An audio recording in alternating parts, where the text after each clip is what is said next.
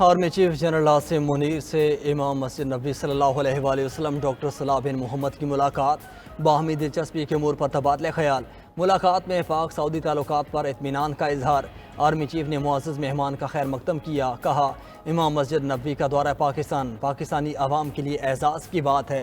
इमाम मस्जिद नबी सल्लल्लाहु अलैहि वसल्लम डॉक्टर सलाह बिन मोहम्मद बोले, पाकिस्तान का मुस्लिम दुनिया में एक अहम मकाम है। पाकिस्तान खित्ते में अमन व इस्तेहकाम के लिए अपना भरपूर किरदार अदा कर रहा है। इमाम मस्जिद नबी ने उम्मत मुस्लिमा के अमन, इस्तेहकाम और इत्तिहाद के लिए दुआ की। स्पीकर कौमी असम्बली अयाज सादिक से भी मस्जिद नबी सल्लल्लाहु अलैहि वसल्लम के इमाम डॉक्टर सलाह बिन मोहम्मद की मुलाकात। अयाज सादिक बोले, इमाम मस्जिद नबी की पार्लियामेंट आमद बायस मुसरत और बरकत है। मस्जिद नबी सल्लल्लाहु अलैहि वसल्लम का मुसलमानों के दिलों में एक ख़ास मकाम है। दूसरी जानब डॉक्टर सलाह बिन मोहम्मद चेयरमैन पीपल्स पार्टी बिलावल भुट्टो से भी मिले। मुलाकात में दो तरफा ताल्लुकात और बाहमी दिलचस्पी के अमूर पर गुफ्तगू हुई।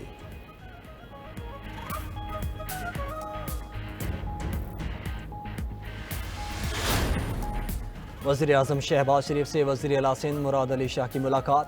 मुख्तलिफ तरक्याती मनसूबों बशमूल बिजली, गैस और दीगर मसाइल पर बातचीत। सियासी, समाजी और मुआशी अमूर पर भी तबादला ख्याल। शहबाज शरीफ ने कहा कि वफाकी हुकूमत आवाम को रिलीफ देने के लिए भरपूर इकदाम कर रही है।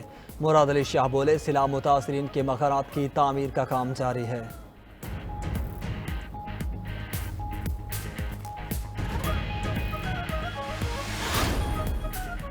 ज़राअत में तरक्की के लिए टेक्नोलॉजी इस्तेमाल करना होगी। हुकूमत 1000 ज़राई माहिरीन को तरबियत के लिए चीन भेजेगी।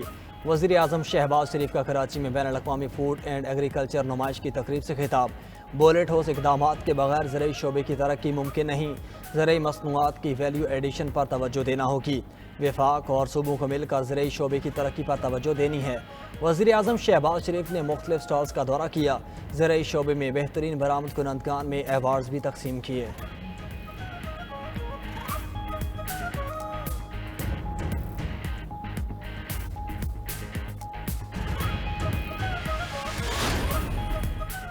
हमारी अदलिया ने अरशद नदीम की तरह वर्ल्ड रिकॉर्ड तोड़ दिया है। अदलिया इतनी काबिल है कि न सिर्फ अदालत चलाती है बल्कि डैम भी बना सकती है। चेयरमैन पीपल्स पार्टी बिलावल भुट्टो का कौमी असम्बली इजलास में इज़हार ख्याल। कहा, इदारों के दरमियान फासला नजर आ रहा है। ये एक इदारा बार बार मुदाखलत करता है।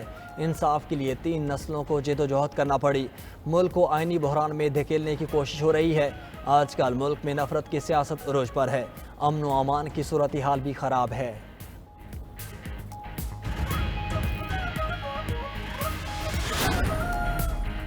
अरशद नदीम ने ओलंपिक्स में तारीख रकम कर दी। अरशद नदीम की 92.97 मीटर थ्रो करके ओलंपिक्स का नया रिकॉर्ड कायम।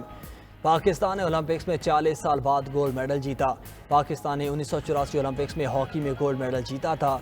ये इनफरादी मुकाबलों में पाकिस्तान का पहला गोल्ड मेडल भी है। पाकिस्तानी एथलीट ने आखिरी कोशिश में 91.79 मीटर थ्रो फेंकी। जेवलिन थ्रो के फाइनल में दूसरा कोई एथलीट 90 मीटर से ज़्यादा थ्रो न कर सका।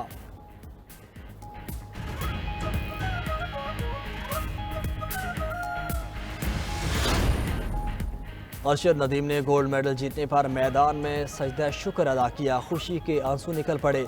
सब्ज़ हिलाली परचम थाम कर मैदान का चक्कर भी लगाया। अरशद नदीम ने गुफ्तगू करते हुए कहा कि गोल्ड मेडल के साथ 14 अगस्त मनाएंगे। पुरुमीद था गोल्ड मेडल जीतूंगा।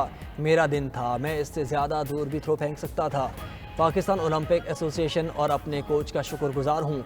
उम्मीद थी कि आज कुछ कर जाऊँगा।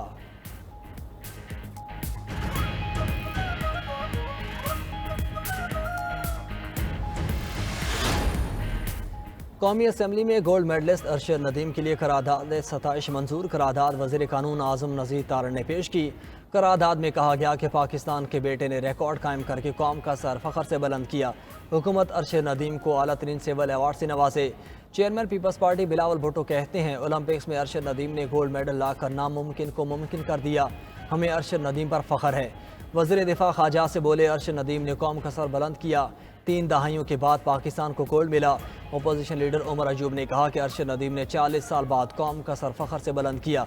पाकिस्तान वापसी पर उनका शानदार इस्तकबाल करना चाहिए। रहनुमा एमके मुस्तफ़ा कमाल कहते हैं, अरशद नदीम पाकिस्तान का फ़ख्र हैं।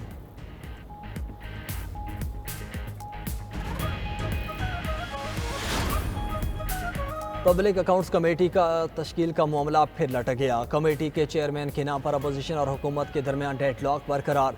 ताहम अब हुकूमती इत्तेहादी भी खड़े हो गए। अरकान की नामजदगी पर एतराज़ उठा दिए। ज़राए के मुताबिक हुकूमती इत्तेहाद से सेनेट के लिए बाप नेशनल पार्टी और MQM ने नामजदगी मांग ली। इत्तेहादी ने एतराज़ उठाया कि हर अहम नामजदगी नून लीग और पीपल्स पार्टी से होती है। PAC के लिए नामों की नामजदगी हर सूबे से होनी चाहिए।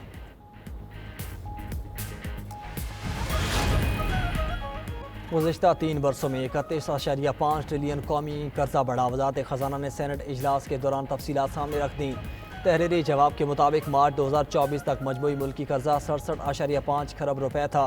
कर्जों में मुल्की कर्जा 43.4 खरब और बैरूनी कर्जा 24.1 खरब रुपए है। साल 2008 के बाद से अब तक 61 खरब रुपए मुल्की कर्जों में इजाफा हुआ। और यौम आज़ादी का जश्न जोश व जज्बे से मनाने का मिशन। शहर शहर बाजारों और गलियों में स्टॉल सज गए। सब्ज़ हिलाली परचम, झंडियाँ, ऐनकें और बच्चों के लिए मलबूसात। शहरी कौमी परचम, झंडियाँ और दीगर सामान ख़रीदने में मसरूफ़। शहरी कहते हैं कि अर्ज़ पाक की आज़ादी का दिन नेमत से कम नहीं।